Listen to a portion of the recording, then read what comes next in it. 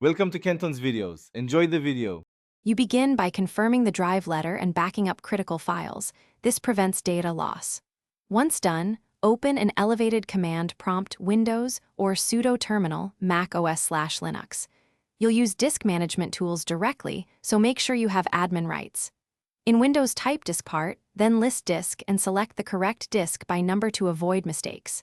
You're taking control now. The goal is to locate and inspect the current read-only attribute before changing anything. This prevents accidental formatting or data overwrite. You'll remove the attribute next. This is the core action.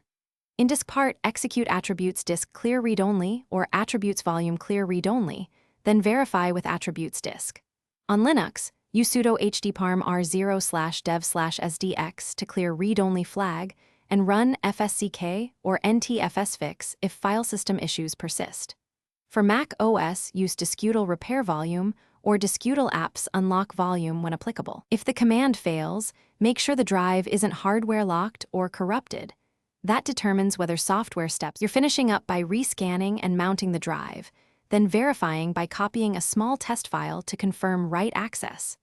If the drive remains read-only, examine smart status, update or roll back storage drivers, or run the vendor's firmware and utility tools.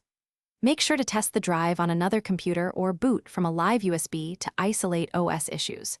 If problems persist, a key troubleshooting tip: try safe mode or different operating system to determine whether software or hardware is causing the read-only state.